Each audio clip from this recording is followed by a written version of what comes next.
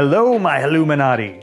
Welcome to another real-time tutorial for Halumin, and today we're going to be capturing an Insta360 One X2. I know a lot of you are interested in Halumin for e-commerce product photography, and you need quick images with quick turnaround time. Working with a Halumin Studio set, we're going to set it up with continuous LED lighting, and we're going to capture everything with our phone. Now, if you had a set like this set up in your workroom and you had an ever-changing inventory where you were always capturing new items, this is a really quick, great way to do it, and it's really easy because the LED continuous lighting gives you what you see is what you get, and you can capture it with your phone. Now, as I have been doing, I'm gonna be capturing this entire tutorial in real time, doing everything from setting up the H18 and the lights, and then capturing all of the images. That way you'll be able to follow along and really understand how easy Halumin is to use to light your product photography. We're gonna start out by setting up our H18 studio set. Sitting lovely in its case right now. And the studio set can connect to studio strobes as well as continuous LED lights via the studio lighting adapters, which are an optional accessory that connect to the Halumin and allow you to use it on lighting stands in more of a stable situation if you're not going to be moving around as much, or if you need more control over your setup, like I don't know, just in an environment that needs a little more stability, and it's a great option. But also just connecting to those studio strobes as well as LED continuous lighting via the Bowens mount. So that is the H18 body is set up, and now I'm going to take out the studio lighting adapters, which are conveniently stored in this expandable pocket in the case. It's like it was meant to be. The case was actually designed to hold these before these existed. I was making changes to the design way past the point when the case is already produced. So it's just like, these are the measurements. It's gonna need to fit in that. And it does perfectly. So when you don't have a need for the studio lighting adapters to be with you, or if you just don't have studio lighting adapters and you don't need that big pocket on the case, it just zips up and stores flat, so it kind of, the pocket gets out of the way. The studio lighting adapters are really, connect really easily. You can see that on the overhead. They just kind of wedge in between the two structural rings of the device body, like that. So that's pretty much held into place already. And then these latches just lock it into place, so that thing is not coming off. And it took quite a lot, actually, in the design process. There was quite a lot to getting those latches, finding the latches and then getting them to work perfectly. So our studio lighting adapters are attached now to our H18 body, and I'm just gonna move the case out of the way. Now we're going to connect the LED continuous lights via the Bowens mount. And that's something, the first couple of times you do it, it takes a little bit of a rehearsal to get it on there, but it's pretty easy afterwards. By the way, even though the studio lighting adapters are made with, they ship with a Bowens mount, a ring attached. There we go. And I'll unlock it so it can freely swivel. That's what we got. Turn these bad boys on. There we go. All right, so it's unlocked, so now it will swivel around. So for the overhead, we would set it up something like this, where, let me make sure, yeah, we're on there. Actually,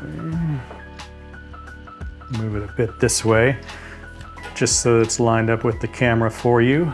Hi guys. So right now it sits, so this front side is a little bit below. It's like it's almost right at the bottom of the table level. And then the top side sits a little bit above the table level.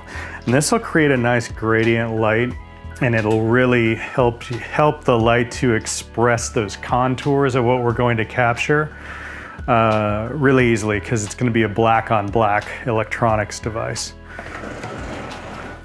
And you'll see this just makes it really easy if you're capturing stuff to put on e-commerce sites, whether it's Amazon or eBay or your website. It's just really quick. So this is set up.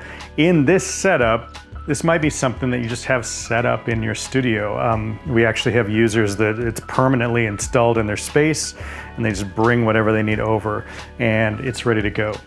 What we're going to be capturing today is an Insta360 1X2.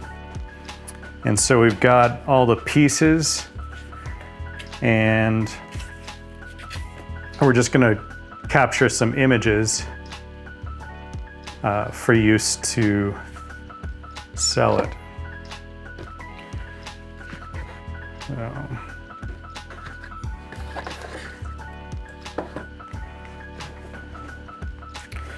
So I'm just using the regular phone camera, and I'm setting it to 3x zoom so I can get back. And a little trick, in case you don't know, if you're newer to iPhone photography, you press and hold to get the exposure lock. When you're using artificial lighting, you want to dial it down a little bit, because the camera is adjusting for kind of the average of the exposure, and the average in this scenario, it will typically overexpose for. So there are a couple of just the device and the box, and I don't know which ones I would necessarily use, but that's that. Let's do some tighter shots of the device itself out of the box. Now that we've shown that it has a box, we're just going to focus on the device itself. A little bit of dust there. So I'm deliberately placing this as a black on black.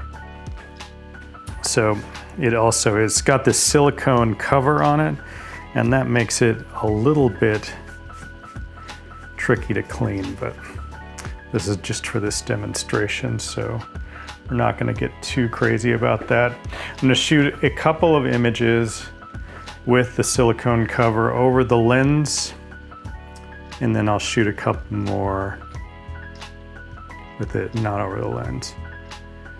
And so what you'll see is how it really grabs the contours of this.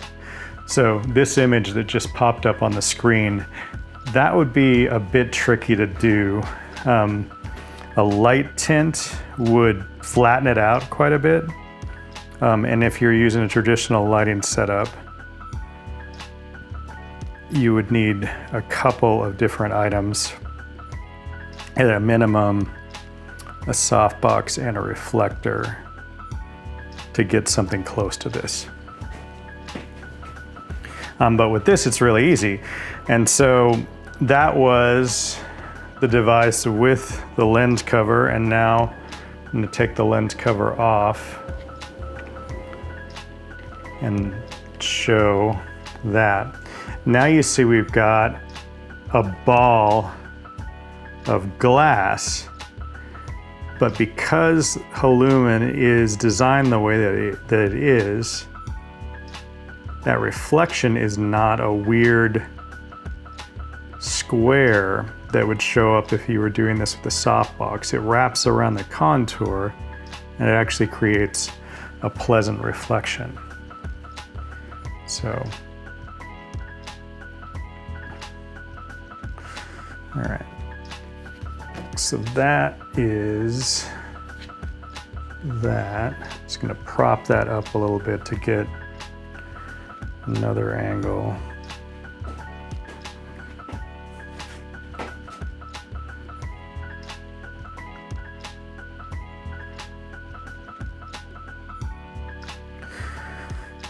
Now I'm doing this with the LEDs because a lot of people, if you're photographing with your phone, you may not have phone-enabled flashes.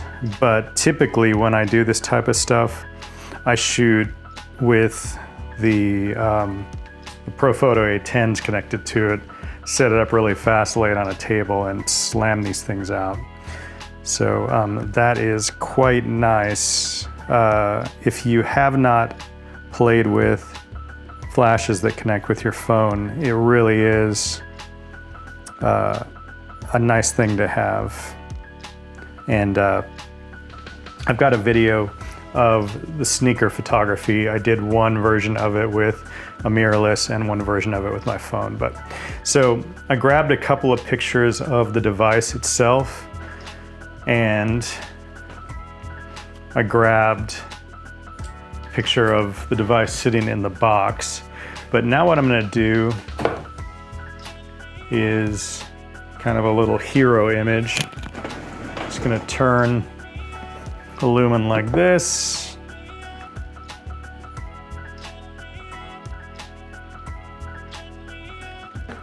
Set something up like that. Let's see how that looks. I'll take the cover off.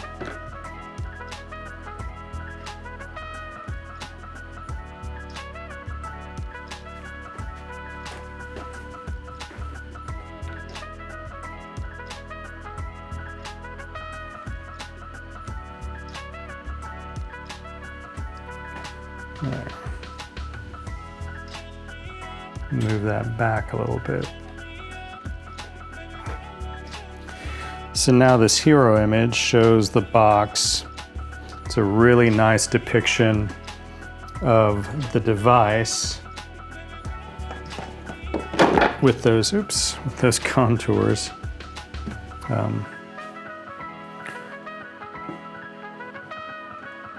And all I've got to do is keep from knocking things over. Here, I'll angle that a little bit this way.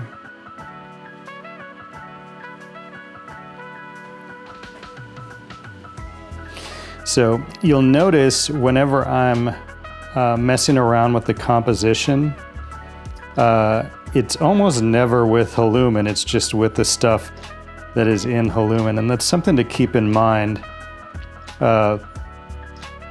If you are setting up a composition, no matter what, you're gonna have to do that anyway. But that step of getting the lighting dialed in is pretty quick. It's just a matter of moving the Halumin into position, and then you're figuring out how you want to adjust things in that setting. Well, that wraps it up. Thanks so much for hanging with me for this session.